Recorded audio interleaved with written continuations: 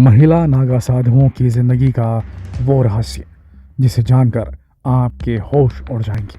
जी हाँ, आज की वीडियो में हम आपको महिला नागा साधुओं की ज़िंदगी के उस पहलू से रूबरू करवाएंगे जिन्हें आप बिल्कुल नहीं जानते। अगर आप भी महिला नागा साधुओं की इस फैसिनेटिंग लाइफ के बारे में ज़्यादा से ज़्यादा जानना चाहते हैं तो ये वीडियो अंत तक ज़रूर देखिए। हर बार कुंभ में पूरे देश के कोने कोने से साधु संत आकर जमा होते हैं और उस पूरे जमावड़े में नागा साधुओं का रुतबा अलग ही नजर आता है और इसके साथ ही महिला नागा साधुओं को लेकर उत्सुकता भी बढ़ जाती है। लोग उनके बारे में ज़्यादा से ज़्यादा जानना चाहते हैं। लोगों के मन में उन्हें लेकर कई सवाल होते हैं जिनके जवाब उन्हें कहीं नहीं मिलते। कुछ लोगों को ऐसा लगता है कि नागा साधु जो होते हैं, जिस प्रकार वो ऑलमोस्ट बिना कपड़ों के होते हैं, अर्धनंग अवस्था में रहते हैं, क्या महिला नागा साधु भी इसी प्रकार से बिना कपड़ों के अपना जीवन व्यतीत करती हैं या वो कपड़ों का जो है इस्तेमाल करती हैं? बहुत सारे सवाल हैं जिसे लोग नहीं समझ पाते। तो चलिए आज महिला नागा साधुओं की ज़िंदगी के कुछ अनछुए पहलुओं पर गौर करते हैं। महिला नागा साधु बनना आसान नहीं होता दोस्तों। इसके लिए महिलाओं को कड़ी तपस्या और कठोर नियमों का पालन करना होता है। उन्हें पुरुषों की तरह ही ब्रह्मचर्य व्रत का पालन करना होता है, यानी कि वो शारीरिक संबंध किसी से नहीं बना सकती। अपने घर परिवार को छोड़ना पड़ता है। पूरे देश में इस समय 5000 से अधिक महिला नागा साधु मौजूद हैं। ये महिला नागा साधु हर कदम पर पुरुष नागा साधुओं के साथ कदम से कदम मिलाकर चलती है और आपको जानकर आश्चर्य होगा कि महिला नागा साधु बनने की राह में विदेशी, खास तौर पर यूरोपीय महिलाएं सबसे आगे हैं, जबकि नागा साधु बनने के लिए उन्हें बहुत ही कठिन परीक्षा पास करनी पड़ती है। फिर भी विदेशी जो रहती हैं वो महिलाएं आजकल नागा साधु बनने के लिए बेहद आतुर दिखाई पड़ती हैं। उन्हें अपना पूरा जीवन ईश्वर के चरणों में समर्पित करना होता है। नागा साधुओं को, महिला नागा साधुओं को उनके जीवन का केवल एक ही उद्देश्य होता है, ईश्वर की भक्ति और आराधना। जब कोई महिला साधु नागा साधु बनने की प्रक्रिया पूरी कर लेती है तो उन्हें माता कहा जाता है। जब भी कोई महिला नागा साधु बनने का प्रण लेती है तो उसे अपने लिए एक अखाड़ा चुनना पड़ता है। अखाड़े के लोग महिला की जन्म से लेकर अब तक के उसके जीवन की अच्छी तरह छानबीन करते हैं। जब महिला नागा साधु बनने का निश्चय कर लेती है तो उसे अपने घर संसार के अपने रिश्तों को पीछे छोड़कर आना पड़ता है। परिवार से अपने मोह को तोड़ने के लिए उसे अपने सभी रिश्तों का पिंड दान करना पड़ता है। गंगा के पानी में उन्हें अपने साथ अपने सभी रिश्तों को बहा देना पड़ता है। इसके बाद उन्हें अपने बालों की आहुति देनी पड़ती है। अखाड़े की परंपरा के अनुसार सन्यासियों को अपना मुंडन कराना पड़ता है। इसके बाद उन्हें गोमूत्र, दही, भस्म, गोबर, चंदन और हल्दी दशाविधि से स्नान करवाया जाता है।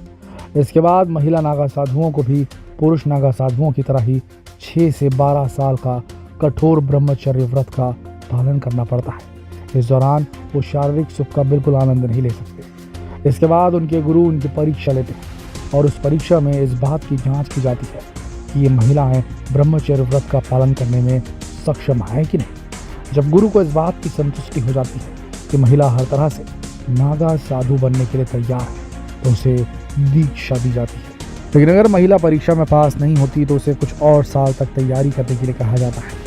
नागा साधु बनने के बाद इनका जीवन पूरी तरह प्रभु के चरणों में समर्पित हो जाता है। उन्हें सुबह ब्रह्म मुहूर्त में उठना होता है। इसके बाद नित्य कर्मों के बाद ये शिव भगवान का जाप करती है। दोपहर के भोजन के बाद ये फिर से शिव की आराधना में लीन हो जाती है।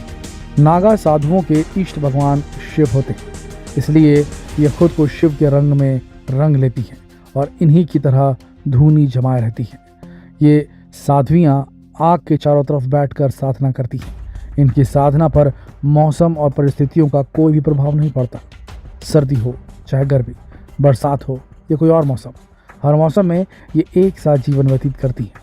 अगर देखा जाए तो महिला नागा साधुओं और पुरुष नागा साधुओं में केवल एक ही अंतर होता है और वो ये कि जहाँ पुरुष नागा साधु अपने शरीर पर कोई भी वस्त्र धारण नहीं करते, वहीं महिला नागा साधु एक खास तरह का गेरुए रंग का वस्त्र ग्रहण करती है।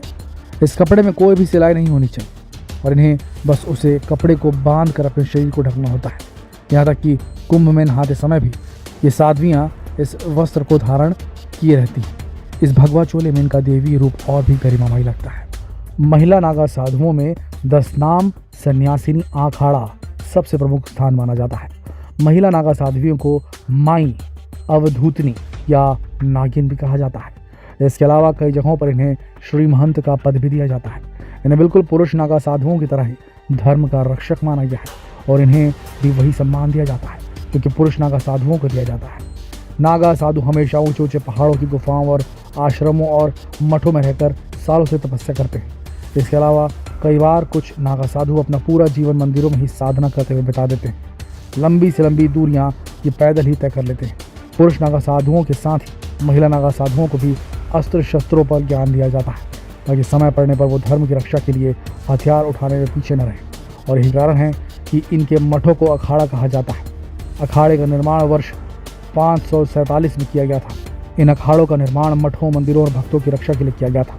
आज इतने सालों बाद भी परंपरा कायम है कि नागा साधु बनने से पहले किसी अखाड़े में प्रवेश लेना पड़ता है।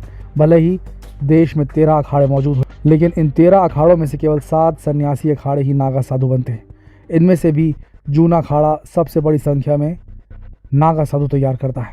किसी भी साधु को कुंभ मेले में ही नागा की उपाधि दी जाती है। देश में कई तरह के नागा साधु मौजूद हैं। इलाहाबाद में नागा साधुओं की तरह उज्जैन में खूनी नागा, हरिद्वार में बर्फानी नागा और नासिक में खिचड़िया नागा। ऐसा नहीं है कि एक बार नागा साधु बन जाने के बाद उनकी परीक्षा खत्म हो जाती है। इसके बाद भी उन्हें कठिन परिश्रम देना पड़ता है। इन साधुओं की ब्रह्मचर्य की परीक्षा बहुत कठिन होती है।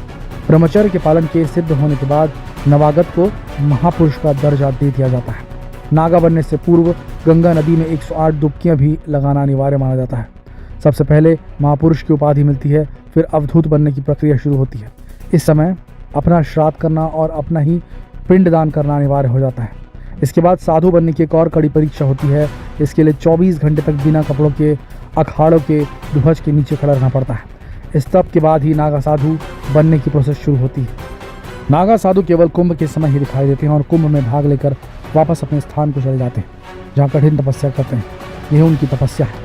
हिमालय की ही ताकत है कि हिमालय की चोटियों पर जहाँ आम आदमी का पहुँचना मुश्किल है।